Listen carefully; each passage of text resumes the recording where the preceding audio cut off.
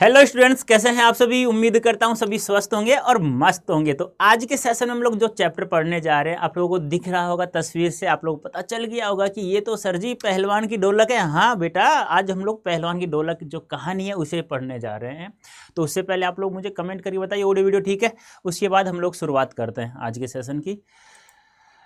नमस्ते नमस्ते बेटा, नमस्ते नमस्ते, कैसे हैं? मस्त हो सभी, स्वस्थ हो? आवाज़ सही आ रही है ना? बता दीजिए मुझे एक बार फटाफट जल्दी से। चलो करें स्टार्ट। हाँ, ये जो कहानी है बेटा, ये लिखी हुई है फणीश्वर नाथ रेणु जी की, ठीक है, जिन्होंने मेला आंचल 1954 में लिखा था। बहुत ही एक ग्रामीण अंचल, जिसे हम लोग गाँव की भाषा की हम लोग बात करें तो उन्हीं में लिखने वाले विद्वान हैं फणीश्वर नाथ रेणु जी। तो इस कहानी के बारे में एक बार मैं आप लोगों को बता देता हूँ मुँह ज़बानी, जिससे आप लोगों को अच्छे समझ में आ जाएगा। पहलवान है लुट्ठन पहलवान, जिसका नाम है। अब ये श्यामनगर में रहता था, मतलब एक गांव में रहता था। तो एक दिन श्यामनगर के मेले में ये जो कुश्ती होता है दंगल देखने चला गया। तो वहाँ पर क्या होता है कि एक पंजाब का जो पहलवान है वो वहाँ आया हुआ था, और उसने क्या हुआ कि 3 दिन में सभी पट्टों को हरा चुका था और शेर का टाइटल की उपाधि प्राप्त कर चुका था, जिसका मूल नाम था चांद सिंह और उनके गुरु का नाम था बादल सिंह। अब श्यामनगर के राजा जो श्यामानंद थे, वो उसे अपने राज दरबार में रखने की बात कर ही रहे थे कि जो लुट्ठन पहलवान था, बिना सोचे समझे उसको चुनौती दे डालता है कि मैं तुझसे कुश्ती करूँगा। अब जैसे ही ये पूरे मेले में खबर मतलब फैल जाती है कि चांद सिंह से कोई कुश्ती करने के लिए चुनौती दे डाला है, तो सभी ने अपनी दुकानें बंद बंद करके और दंगल के पास आ जाते हैं।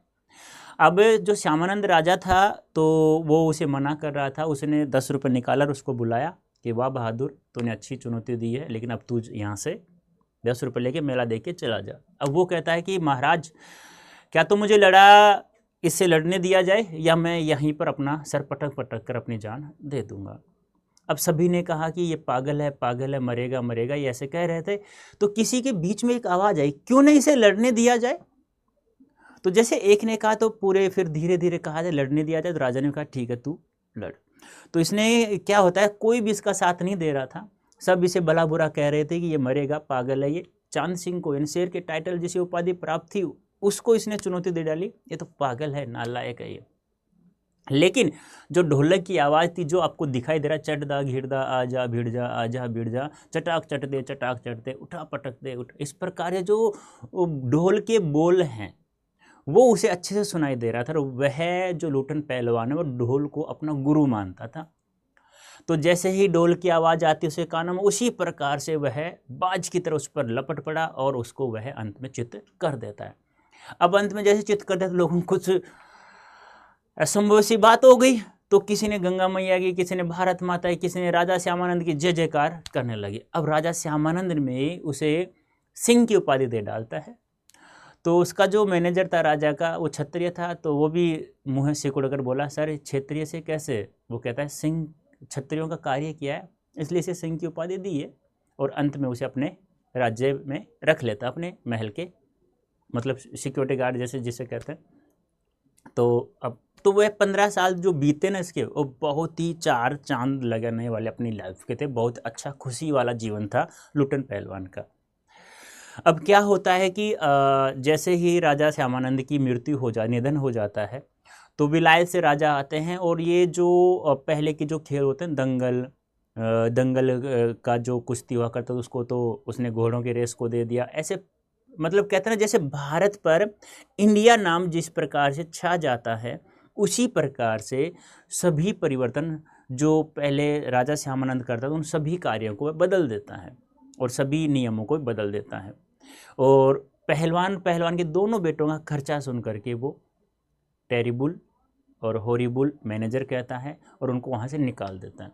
अब क्या करता है लुट्ठन पहलवान, गाँव के लोगों ने उसे एक कोने में एक झोंपड़ी बांध देते हैं और वह फ्री में गांव के लड़कों को कुश्ती सिखाया करता था और गांव के लोग उसे 2 वक्त की रोटी दे दिया करते थे। अब कुछ दिन तो सिखाया, फिर लोगों ने अपने बच्चों को भेजना बंद कर दिया, क्योंकि खाने पीने के लिए कुछ बचा नहीं था। तो अंत में उनके दोनों बेटे भी जब खाना नहीं मिला तो भूख के मारे तड़प तड़प के वो मर गए। तो दोनों को एक रेशमी जांघिया दिया था राजा श्यामानंद उसको पहन के दोनों को नदी में बहाया, और उस रात भी वह ढोलक बजाता है। तो लोग कहते हैं देखो 1.5 हाथ का कलेजा है लुटन पहलवान का। और लुटन पहलवान ढोलक इसलिए बजाता था रात को, सुबह यानी शाम से लेकर सुबह तक। तो वो ढोलक की जो आवाज़ है गाँव के लोगों में एक संजीवनी बूटी की तरह शक्ति भरती थी, कि जैसे वो ढोलक बजाता लोगों के आंखों के सामने एक दंगल आ जाता और उनकी रात गुजर जाया करती थी। ठीक है। अब फिर क्या होता है, एक दिन लुटन पहलवान की मृत्यु हो जाती है। तो लोगों ने देखा कि आज ढोलक क्यों नहीं बजी। तो उनके शिष्य जो थे वो जाकर देखे तो वो कह रहे कि लुटन पहलवान मर चुका है। तो उसने कहा, एक शिष्य ने कहा कि लुटन पहलवान, गुरु ने कहा था कि मुझे कभी चिता पे चित मत लेटाना, क्योंकि मैं कभी चित नहीं हुआ हूँ। तो उसकी जैसे ही उसकी इच्छा थी उसी प्रकार उनको चिताग्नि दे दी जाती है। अब स्टार्ट की हम थोड़ा सा बात कर लें। जो गांव था, अमावस्या की रात थी, जिस गांव में, गांव की बात यहाँ चढ़े, ग्रामीण क्षेत्र में लिखी हुई कहानी है ये रेणु जी द्वारा। तो उस गांव में मलेरिया और हैजे की बीमारी फैली हुई थी, और ठंडी रात थी अमावस्या की बहुत, और हवा चल रही थी बहुत ठंडी ठंडी। लोगों के पक्के मकान तो थे नहीं, घास फूस के मकान बने हुए थे, और सियारों का क्रंदन, पेचे की डरावनी आवाज़ से भी वो लोग थर थर काँप रहे थे।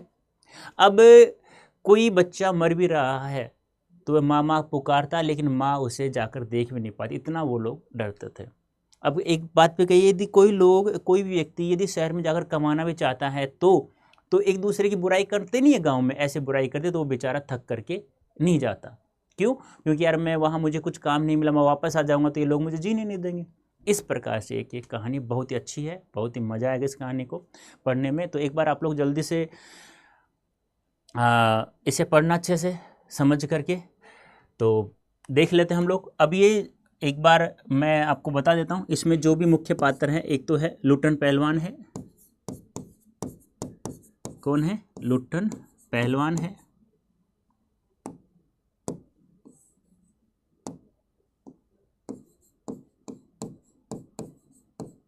ठीक है। अब इसकी क्या होता है, 9 वर्ष में, जब ये 9 वर्ष का था तो इसके माता पिता का क्या हो जाता है, देहांत हो जाता है, और विधवा सास ने इसका लालन पालन किया था। कुछ चीज़ें वो लिख लो, विधवा सास ने इसका लालन पालन किया,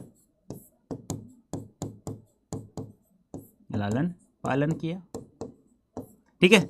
अब ये क्या होता था, धरोसन का दूध पीता था। धरोसन का मतलब, कहने का मतलब क्या है, बिना पानी का दूध, जैसे गाय भैंस का दूध निकालते हैं, डायरेक्ट दूध पीता था बिना पानी का। तो फिर क्या होता है कि लोगों, जो लोग थे ना गांव के लोग, वो उसे चिढ़ाया करते थे, उसकी सास को। तो वह, अभी जो पहलवान था दारूसन का दूध पीता था, अब ये पहलवान उन लोगों से चिढ़ने लग गया था बहुत तेज, और उनसे बदला लेने के लिए वह, जब उसे बदला लेने की इच्छा इन्हें जागृत हो गई, तो यह दूध पीने के बाद में क्या करता था, कसरत करता था बहुत अच्छे से, और ऐसा इसका मतलब शरीर हो गया। तो ये 45 डिग्री के कोण पे दोनों हाथों से ऐसे चलता था, जिस प्रकार से ये बिल्कुल ही क्या लगता था, पहलवान लगने लग गया था। अब क्या होता है कि एक दिन, अभी जो कहानी मैंने बताई, एक दिन कहाँ चला जाता है, एक दिन कहाँ चला जाता है, श्यामनगर के मेले में। कहाँ? श्यामनगर के मेले में चला जाता है। अब मेले में गया, वहाँ पे मेला देखने गया, तो मेले में क्या हो रही थी, कुश्ती देख रही, तो वहाँ पे दंगल हो रहा था। अब दंगल में कौन था? चांद सिंह। कौन था? चांद सिंह, जिसकी किसकी उपाधि मिली हुई थी, शेर का टाइटल मिला हुआ था, और उसी की तरह अपनी इस उपाधि को उजागर करने के लिए उसी की तरह दार था। अब इसका जो गुरु था, गुरु कौन था? बादल सिंह। ये भी याद रखना है। अब बिना सोचे समझे जो पहलवान था अपना लुटन पहलवान, उसने बिना सोचे समझे किसको? चांद सिंह को चुनौती दे डालता है। अब चांद सिंह कहाँ से आया हुआ था? पंजाब से, याद रखना। अब पंजाब से आया तो इसने 3 दिन में अपने नामी पहलवानों को हरा चुका था। अब नामी पहलवानों को हरा चुका था तो इसे शेर का टाइटल की उपाधि मिल गई थी। अब क्या होता है, पहलवान ने जैसे ही इसे चुनौती दी तो राजा जो श्यामानंद थे, राजा ने इसे 10 रुपए का नोट देकर के बोला कि मेला देख के चला जा शेर। लेकिन इसने कहा मुझे इससे लड़ने दिया जाए, वरना मैं अपना सर पटक कर यहाँ पे मर जाऊंगा। अब अब पूरी भीड़ में से जो दंगल देख रहे थे, जब पूरे मेले में यह बात फैल गई कि चांद सिंह से तो कोई लड़ाई कुश्ती करने के लिए चुनौती दे डाला, तो पूरे सभी ने दुकान बंद कर दंगल के आ गए। तो किसी ने आवाज आई किसी की कि इसे लड़ने दिया जाए, लड़ने दिया जाए। अब क्या होता है, जब लड़ाई शुरू हो जाती है तो बाज की तरह झपट पड़ता है। चांद सिंह शेर का टाइटल थी, वैसे ही उधार आता, लेकिन जब ये बाज की तरह इसके ऊपर पड़ता है तो इसको पता चल जाता है कि यार ये तो मुझे हरा सकता है। अब क्या होता है कि सभी लोग किसकी तरफ थे, सभी दर्शक जो थे किसकी तरफ थे, चांद सिंह की तरफ थे। किसकी तरफ, चांद सिंह की तरफ थे। अब क्या होता है, अब लुटन जो पहलवान था अपना, वह अपना गुरु किसे मानता था, ढोलक को। तो ढोलक से जो आवाज आ रही थी, आवाज कौन कौन सी आ रही थी, इस प्रकार से चटधा घिड़धा, चटधा घिड़धा, घिड़धा, आजा भिड़ जा, आजा भिड़ जा, उठा पटक दे, उठा पटक दे, इस प्रकार चटाक चटदा, चटाक चटदा, इस प्रकार थे। अब इनकी आवाज, ढोलक की आवाज लुटन पहलवान बहुत ही अच्छे से समझता था, और इस ढोलक की आवाज से ही वह चांद सिंह को क्या कर देता है, चित्त कर देता है, उसे हरा देता है। और फिर राजा श्यामानंद ने इसे उपाधि दे डालता है, सिंह की उपाधि। क्यों, क्योंकि इन्होंने सिंह का कार्य किया था लुटन पहलवान ने। तो मैनेजर का भी थोड़ा बोला कि ये से सिंह की उपाधि क्यों दे रहे हो, ये तो क्षत्रिय की उपाधि दी जाती है, तो इन्होंने कहा सिंह की उपाधि। अब राजा श्यामानंद ने लुटन पहलवान को, किसको मिली, लुटन को यह उपाधि दी। अब लुटन पहलवान को राजा श्यामानंद ने अपने दरबार में रख लिया, और कितने वर्ष तक रखा यह इसे, 15 वर्ष। 15 वर्ष बाद इसका क्या हो जाता है, निधन हो जाता है। अब जैसे ये दरबार में रखा तो एक पहलवान था जिसका नाम था काला खा। जैसे ही काला खा आ अली कह करके किसी के ऊपर टूट पड़ता तो उसे लकवा मार जाता, ऐसे कहा जाता था। इसने इसको भी हरा दिया था। तो राजा श्यामानंद अब इससे किसी से भी कुश्ती करने नहीं देता था। अब 15 वर्ष बहुत अच्छे से बीते।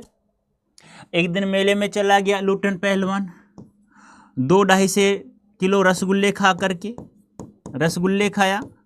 उसके बाद क्या होता है, 8-10 पान मुँह में ठोंस करके पान, और फिर अबरंग का चश्मा पहन करके पीली सीपाटी जिसे बिसल कहते हैं अपन, वो मुँह में बजाते हुए आ जाता है एक बच्चों की तरह। अब क्या होता है, राजा श्यामानंद का जैसे निधन हो जाता है तो विलायत से राजा आता है। विलायत से नया राजा आ गया तो सभी नियमों को बदल देता है। जैसे कि दंगल का स्थान किसने ले लिया था, घोड़ों की रेस ने ले लिया था, घोड़ों की रेस ने ले लिया था। इस प्रकार सारे नियम बदल दिया, और इस विलायत के राजा ने अपने लुटन पहलवान को और उनके दोनों बेटों को, पहलवान और दोनों बेटों का खर्चा सुनकर के ये क्या कहता है, टेरिबल। और इसका जो मैनेजर होता है वो क्या बोलता है, हॉरिबल। ऐसे कुछ शब्दों का प्रयोग करते हैं। अब लुटन पहलवान क्या करता है, अपने गांव में चला जाता है। गांव वालों ने एक झोंपड़ी बांध देते हैं, इसे एक झोंपड़ी घास फूस की बांध देते हैं, और गांव के लड़कों को यह कुश्ती सिखाता है। किनको, गांव के लड़कों को यह क्या सिखाता है, कुश्ती सिखाता है। लड़कों को क्या सिखा रहा है, कुश्ती सिखा रहा है, और गांव के लोग इसे 2 टाइम की रोटी देते बेटों को, इनको। अब कुछ दिन तो सिखाया, उसके बाद लड़कों को बेचना बंद कर दिया। दोनों बेटों की मृत्यु हो जाती है भूख से तड़प तड़प करके। फिर क्या होता है, वो एक रेशमी जांगिया होती है, जांगिया कौन सी, कैसी थी, रेशमी, राजा श्यामानंद द्वारा दी, उसको पहन करके दोनों बेटों को नदी में बहाता है। और उसी रात यह फिर ढोलक तो रोजाना बजाता। तो लोगों ने कहा कि देखो 1.5 हाथ का कलेजा है। क्यों, बेटों की मृत्यु के बाद भी लोगों को जीवित रखने के लिए भी ये ढोलक बजा रहा है। और गांव में कौन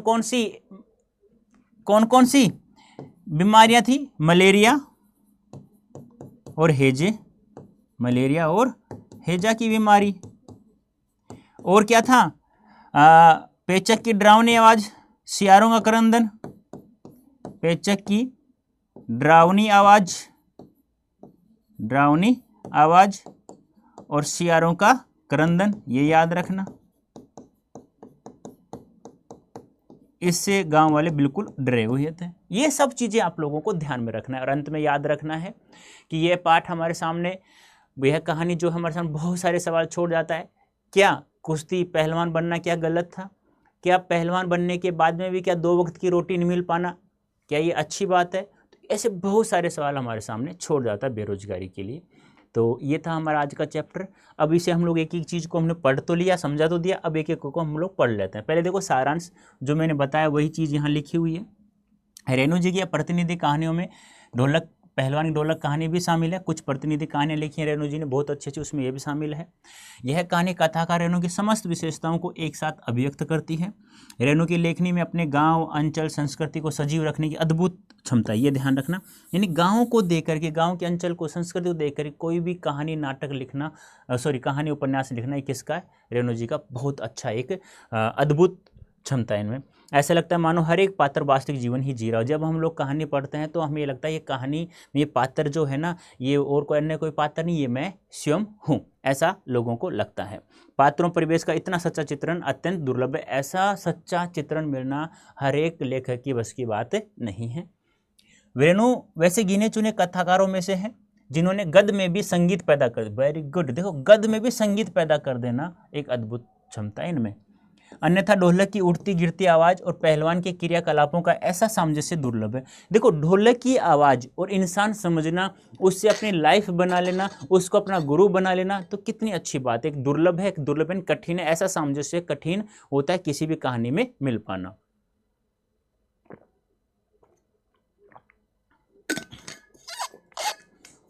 देखो सारांश क्या होता है, इससे हमें पूरी कहानी का निचोड़ समझ में आ जाता है। तो पढ़ लो अच्छे से। इन विशेषताओं के साथ रेणु की यह कहानी व्यवस्था में बदलने के साथ ही लोक कला और इसके कलाकार के अप्रासंगिक हो जाने की कहानी है। राजा साहब की जगह नए राजकुमार का आकर जम जाना, सिर्फ व्यक्तिगत सत्ता, ये ध्यान रखना, सिर्फ व्यक्तिगत सत्ता परिवर्तन नहीं, बल्कि जमीनी पुरानी व्यवस्था की पूरी तरह उलट जाने और उस पर सभ्यता के नाम पर एकदम नई व्यवस्था आरोपित हो जाने का प्रतीक है। जिस प्रकार भारत पर इंडिया छा जाना, जिस प्रकार भारत पर इंडिया छा जाने की समस्या है, तो वही बात यहाँ पे रेणु जी ने बताया कि जिस प्रकार से भारत पर इंडिया नाम छा गया था, उसी प्रकार ये सारे नियम लोगों पर पड़ गए। जो लूटन पहलवान को लोक कलाकार के आसन से उठाकर पेट भरने के लिए हाय तौबा करने और निरीहता की भूमि पर पटक देती है। यानी ऐसा कलाकार मिलना बहुत ही दुर्लभ है, कठिन है, और ऐसे कलाकार को 2 वक्त की रोटी नहीं मिलना कितनी बड़ी बेकार की बात है। ऐसी स्थिति में गांव की गरीबी पहलवानी जैसे शौक को क्या पालती है? लोग कहते हैं ऐसी कलाकारी क्या, ऐसी पहलवानी क्या सिखाएं बच्चों को जो 2 वक्त की रोटी भी न दे सके। फिर भी पहलवान जीवट ढोल के बोल ने अपने आप को न सिर्फ जिलाए रखता है, इन्हें जिंदा रखता है, बल्कि भूख और महामारी से दम तोड़ रहे गांव को मौत से लड़ने की ताकत भी देते रहता है। जिस प्रकार संजीवनी शक्ति में बता चुका हूँ। कहानी के अंत में भूख महामारी की शकल में आए मौत के षड्यंत्र जब अजय लुटन की भरी पूरी पहलवानी को फटे डोल की पोल में बदल देते हैं, तो इस कोरोना त्रासदी में लुटन हमारे सामने कई सवाल छोड़ जाता है। कौन कौन से सवाल? वह पोल पुरानी व्यवस्था की है या नई व्यवस्था की है? क्या कला की प्रासंगिकता व्यवस्था की मुखापेक्षी है अथवा उसका कोई स्वतंत्र मूल्य भी है? मनुष्यता की साधना और जीवन सौंदर्य की लोक कलाओं को प्रासंगिक बनाए रखने हेतु हमारी क्या भूमिका हो सकती है? निश्चय ही यह पाठ हमारे मन में कई ऐसे प्रश्न छोड़ जाता है। ये ध्यान आपको रखना होगा। अब पढ़ते हैं मूल पहलवान। देखो ध्यान से अच्छे से, ये ढोलक पहलवान जी की जिसे अपना गुरु मानता है। देखो जाड़े का दिन, अमावस्या की रात, ठंडी और काली रात, अब मलेरिया और हैजे जैसे पीड़ित भयावर्त शिशु की तरह थर थर कांप रहा था। एक छोटा सा शिशु डर जाता है ना, उस प्रकार से पूरा गांव उस अमावस्या की रात में, जो ठंडी भी थी, काली भी थी, और जाड़े का दिन था, हवा चढ़ी थी, थर थर वो पूरा गांव कांप रहा था। पुरानी और उजड़ी बांस फूस की झोपड़ियों में अंधकार और सन्नाटे का सम्मिलित साम्राज्य, अंधेरा और निस्तब्धता। इनको कुछ को नहीं बैठा, शांति से सब चुपके से बैठे हुए थे।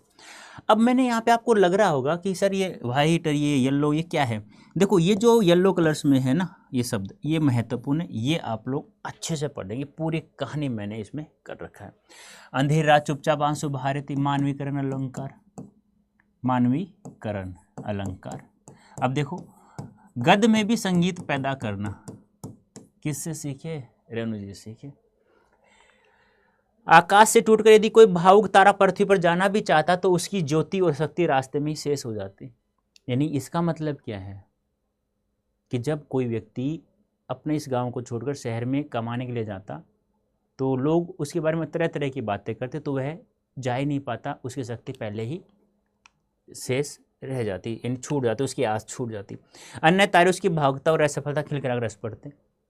जब मान लो शहर से वो वापस आता, कोई काम नहीं मिलता, तो फिर लोग उसके बारे में तरह तरह की बातें करते और हंसते। तो इस प्रकार कोई जा ही नहीं पाता। सियारों का क्रंदन, पेचक की डरावनी आवाज़ कभी कभी निस्तब्धता को भंग कर देती। यानी लोग बिल्कुल डर के मारे बिल्कुल शांति से दुम दुबा के बैठे हुए थे, अपने घरों में सोए हुए थे, उन झोंपड़ियों में, और जैसे ही चेचक की डरावनी, सियारों का क्रंदन, ये सब इनकी आवाज़ कभी कभी उसको निस्तब्धता को क्या कर देती? भंग भी कर देती, तोड़ भी देती।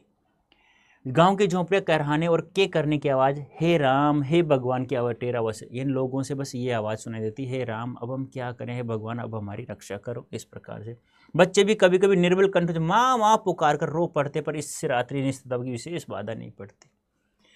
कुत्तों की परिस्थिति को तारने की एक विशेष बुद्धि होती है, लेकिन फिर भी वो दिन भर राख में घरों पर गठरी की तरह निसिकुड़ कर मन मारकर पड़े रहते थे। संध्या गंभीर रात्रि को सब मिलकर रोते थे।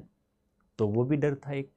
अब जैसे देखो गांव में कितनी ताकत है लोगों में, फिर भी लोग जैसे सुबह होती थी ना तो एक दूसरे घर जा करके एक दूसरे को सांत्वना देते थे, कोई नहीं आज का दिन गया कल अच्छा दिन आएगा, आज का दिन गया कल अच्छा दिन। इस विश्वास से सभी को वो जिंदा रखते थे। और जैसे संध्या होती तो सब अपने अपने झोंपड़े में जाकर दुबक कर बैठ जाते, सभी को डर लगता था।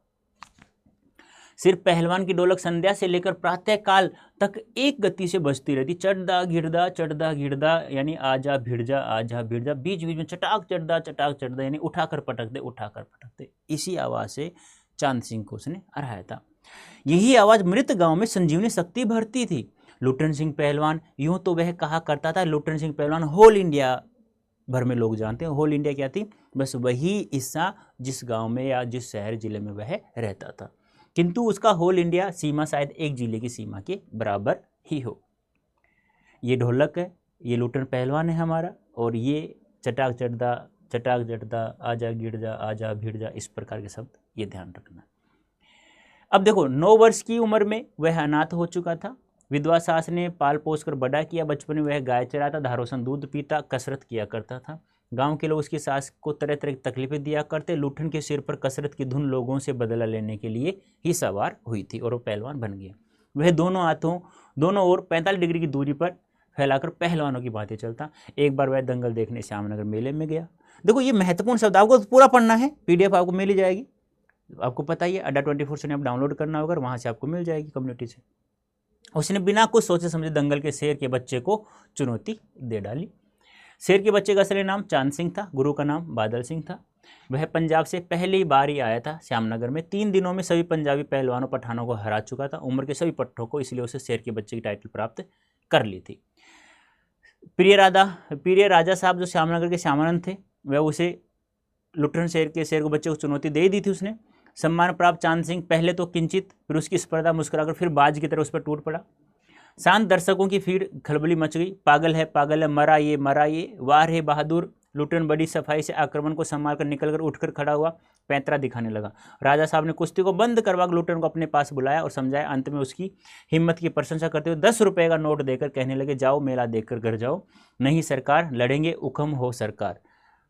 तुम पागल हो, जाओ। मैनेजर साहब से लेकर सिपाहियों तक ने धमकाया। देह में घोस्त नहीं, और लड़ने चला शेर के बच्चे से। सरकार इतना समझा रहे हैं।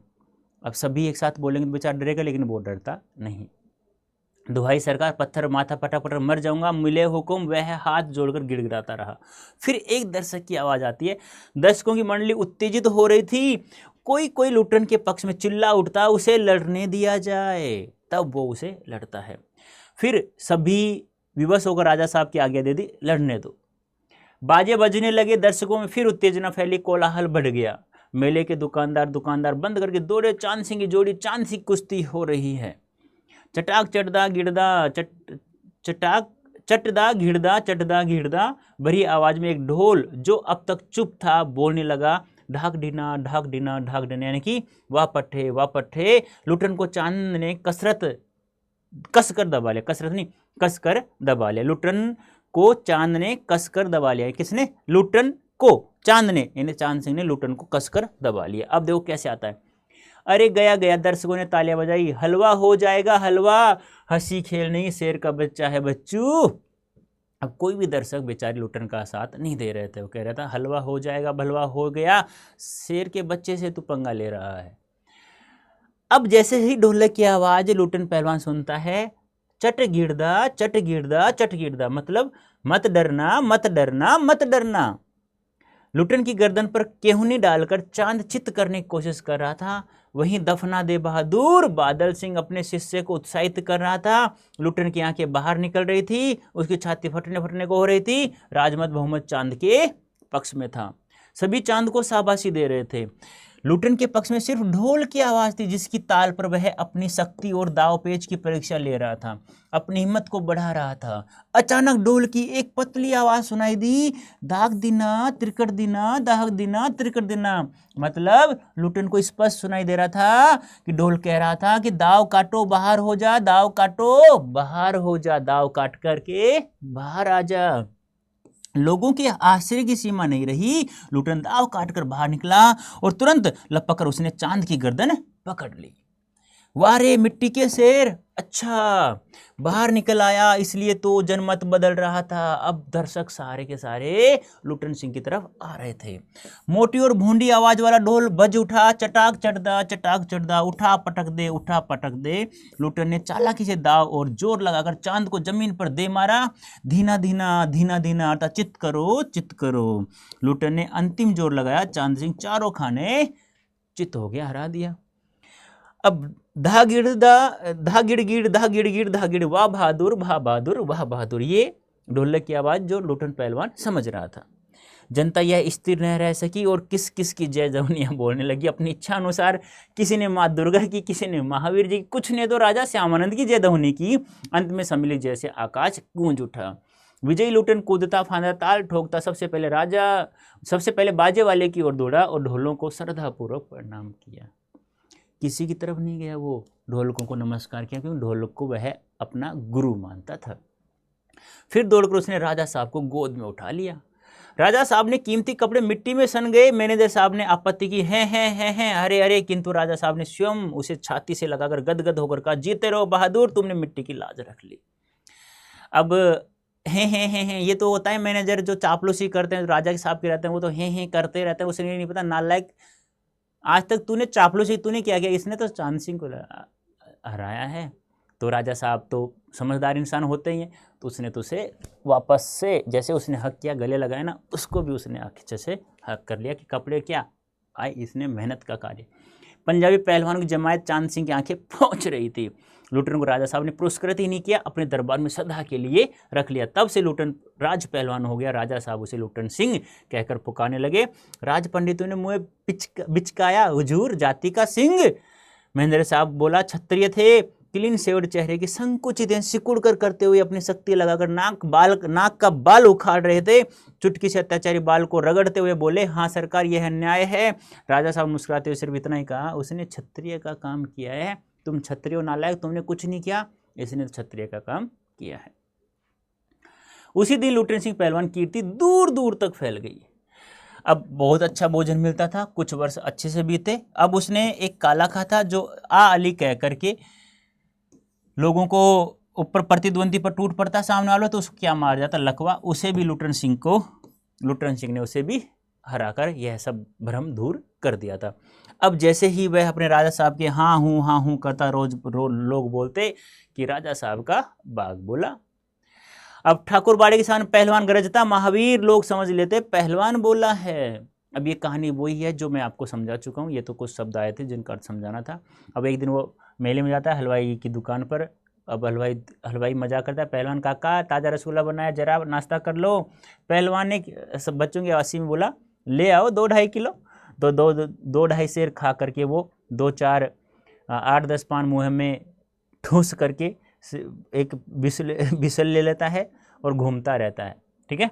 और फिर वो अब आंखों पर रंगीन अबरक का चश्मा, हाथ में खिलौने को नचाता हुआ, मुँह में पीतल की सीटी बजाता हंसता हुआ बच्चे की तरह आ जाता। अब राजा श्यामानंद की मृत्यु हो जाती है तो विलाय से नया राजा आ जाता है। वैसे राजा साहब उसे किसी को लड़ने नहीं देता था। ठीक है। अब लंगोट बात करो, मिट्टी में उछल उछल करके अपनी मिट्टी को लगाता और सांड भैंसा साबित करता रहता। ये ऐसे 15 वर्ष बीत गए। पहलवान की स्त्री भी 2 पहलवानों को पैदा करके मर चुकी थी। दोनों लड़के पिता की तरह गठीले और तगड़े थे। दंगल में दोनों को देखकर लोग मुँह में अनायास ही निकल पड़ता, वाह बाप रे, बाप से बढ़कर निकलेंगे दोनों बेटे। दोपहर में लेटे लेटे दोनों को सांसारिक ज्ञान की शिक्षा देता। समझे, ढोलक की आवाज़ पूरा ध्यान देना। हाँ, मेरा गुरु पहलवान नहीं, यही ढोल है, समझे। ढोल की आवाज़ के प्रताप से ही मैं पहलवान हुआ हूँ। अब तुम सोचो, पूरे दंगल में जब चांद सिंह से कुश्ती लड़ रहा था तो सभी दर्शक किसकी तरफ थे? चांद सिंह की तरफ। लेकिन उसकी तरफ टेढ़ ढोलक की, इसीलिए वो कहता है कि ढोलक की आवाज़ को अच्छे से ध्यान से सुनना। दंगल में उतरकर उसने सबसे पहले ढोलों को प्रणाम करना, समझे। ऐसे ही बहुत सी बातें वह अपने बच्चों को, दोनों बच्चों को सिखा रहा था। फिर मालिक को कैसे खुश रखा जाता है, कब कैसा व्यवहार करना चाहिए आदि की शिक्षा वह रोजाना नित्य यानी हमेशा दिया करता था। वृद्ध राजा स्वर्ग से दार गए, उनका निधन हो गया। नए राजकुमार विलायत से आते ही राज्य को अपने हाथ में ले लिया और फिर सारे नियम उसने बदल दिए। दंगल के स्थान घोड़ों की रेस ने लिया। पहलवान था, दोनों भाई पहलवानों का भोजन का खर्च सुन करके मेरे राजा ने कहा टेरिबुल, मैनेजर ने कहा हॉरिबुल। और फिर गांव के एक छोर पर गांव वालों ने उसकी एक झोंपड़ी बांध दी। वह नौजवानों चरावां कुश्ती सिखाने लगता। और फिर ऐसे बहुत ज़्यादा दिन नहीं हुआ, गांव वालों से खर्चा पानी दे देते थे और सुबह शाम का खाना। अब क्या होता है, अब गांव में कोई लोग खेती करे, कोई मजदूर करे, बारिश हो नहीं रही है तो वो अपना बच्चों को भेजना बंद कर देते हैं। फिर अंत में अब तुम्हें पता ही है पहले कैसे वो अपना गुजारा कर रहे थे, तो अब क्या करे वो, फिर अंत में अपने दोनों बेटों को सिखाता रहता। एक दिन ऐसा आया कि भूख की पीड़ा से दोनों बेटों की भी मृत्यु हो जाती है।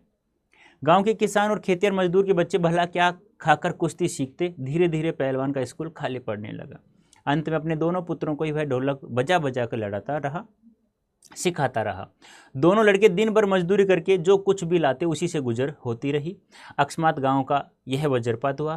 पहले अनावृष्टि, फिर अन्न की कमी, तब मलेरिया और हैजे ने बीमारी गांव को भूनना शुरू कर दिया। गांव प्राय सूना हो चला था। घर के घर खाली पड़ रहे थे। रोज 2-3 लाशें या 2-3 मौतें हो रही थी। अरे क्या करोगी रोकर दुल्हन, जो गया सो गया, चला गया वह तुम्हारा नहीं था, वह जो है उसका तो देखो। कहने का मतलब क्या है कि ऐसे वो डांडस बंधाता था। किसको, एक बार इसको पढ़ लेते हैं, समझ में आ जाएगा तुम्हें।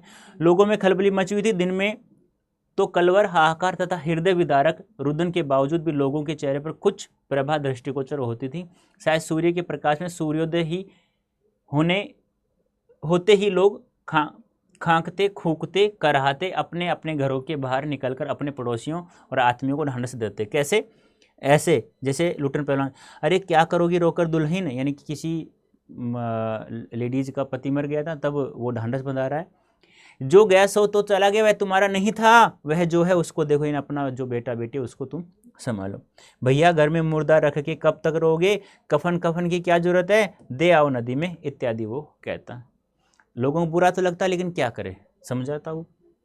पास में दम तोड़ते हुए पुत्र को अंतिम बार बेटा कहकर पुकारने की भी हिम्मत माताओं की नहीं होती थी। इस अमावस्या की रात में हैजा, मलेरिया की बीमारी, सियारों, करंदन, पेचक की डरावनी आवाज़, ये सब चीज़ें याद रखनी है आप लोगों को, ध्यान रखना। रात्रि की विभीषिका को सिर्फ पहलवान की ढोलक ही ललकार कर चुनौती देती रहती थी। पहलवान संध्या से सुबह तक चाहे जिस ख्याल में ढोलक बजाता हो, किंतु गांव के अर्धमृत औषधि उपचार पत्ते विहीन प्राणियों में वह संजीवनी शक्ति ही भरती थी। वह क्यों बजाता ढोलक?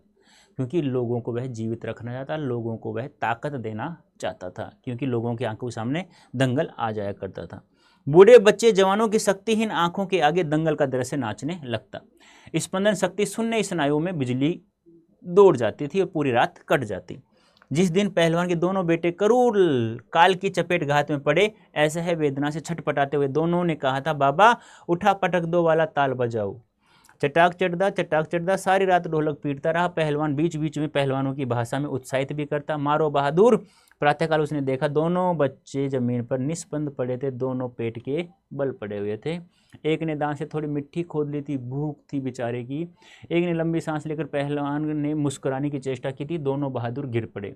उस दिन पहलवान ने राजा श्यामानंद की दी हुई रेशमी जांघियां पहन ली, सारे दिन मिट्टी मलकर थोड़ी कसरत की, फिर दोनों पुत्रों कंधों पर लादकर नदी में बहाया। लोगों ने सुना तो दंग रह गए, कितनों की हिम्मत टूट गई। किंतु रात में फिर पहलवान की ढोलक आवाज़ प्रतिदिन की भांति सुनाई पड़ी तो लोगों की हिम्मत दुगनी बढ़ गई।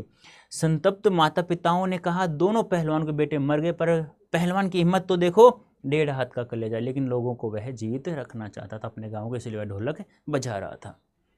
4-5 दिनों बाद एक रात को ढोलक की आवाज़ नहीं सुनाई पड़ी, ढोलक नहीं बोली। पहलवान ने कुछ दिलेर किंतु रुग्ण शिष्यों ने प्रातःकाल जाकर देखा पहलवान की लाश चित पड़ी है। आंसू पोंछते हुए एक ने कहा, गुरुजी ने कहा करते थे कि जब मैं मर जाऊं तो चिता पर मुझे चित्त नहीं, पेट के बल लेटाना, इस प्रकार से लेटाना। मैं जिंदगी में कभी चित नहीं हुआ और चिता सुलगाते समय ढोलक बजा देना। वह आगे बोल नहीं सका। ऐसे शिष्य होते हैं कि शब्द भी गले से नहीं उतरते। तो कहानी कहते हैं ना कि आपने खलनायक को गाना नहीं सुना, लोग उसको ऊपर डांस करते हैं, लेकिन जब बाद में पता चलता है कि लोग यार ये तो दुख भरा गाना है। तो वही बात है। तो यहाँ पर भी कहानी लोगों को अच्छी लगती है, लेकिन जब अंतिम शब्द ये आते हैं और वह ढोलक की आवाज़ में चांद सिंह वर आता है, प्रत्येक पहलवानों को हरा देता है और 15 वर्ष जिस प्रकार श्यामानंद के राजा दरबार में रहता है, खुशी की बात होती है कि ऐसा भी जीवन होना चाहिए। लेकिन बाद में ऐसे सवाल छोड़ जाता है हमारे सामने एक कहानी कि क्या पहलवान बनना क्या गुनाह है जो 2 समय का रोटी भी न दे सके। तो ये था हमारी कहानी ढोलक, पहलवान की ढोलक। आइए वापस, एक कहानी है लिखी है, अभी हकीकत है, काल्पनिक है, वास्तविक क्या है ये तो हमारे रेवना साहब ही जाने, लेकिन कल्पना ही की है लगभग, ठीक है। लेकिन ऐसी स्थिति तो नहीं, लेकिन थी पहले भी, हम तो ये कह सकते हैं। लेकिन देखो बेटा, ये क्लास 12 है, अब ये तो हम लोग फ्री ऑफ कॉस्ट पढ़ा रहे हैं, लेकिन इसमें जो क्लास 12 में जो मार्क्स आएंगे वो आप लोग टॉप यूनिवर्सिटी नहीं दिलाएंगे आप लोगों को। आप लोगों को टॉप यूनिवर्सिटी प्राप्त करनी है तो आप लोगों को पता ही होगा, CUET का एग्ज़ाम देना होगा। अब CUET का एग्ज़ाम देना है तो आप लोग महापैक ज्वाइन कर लो, तैयारी करो अभी से तैयारी करोगे तभी जाकर आप लोग प्रत्येक सब्जेक्ट में 100% मार्क्स प्राप्त करोगे। तो इस कूपन कोड का प्रयोग करो और ज्वाइन कर लो जल्दी से। कैसे प्राप्त करेंगे एक बार मैं बता देता हूँ, फिर उसके बाद कहीं जाना नहीं है। अभी क्वेश्चन आंसर देखने हमें, अभी क्वेश्चन आंसर है भाई, कहीं मत जाना। ऐसे गूगल ओपन करना और यहाँ टाइप करना अड्डा 24/7, टाइप किया, ठीक है, चले गए। ऑल कोर्सेज दिख रहा है आप लोगों को। अब यहाँ से आप लोग CUET UG and PG entrance exam दिख रहा है, यहाँ सेलेक्ट करना।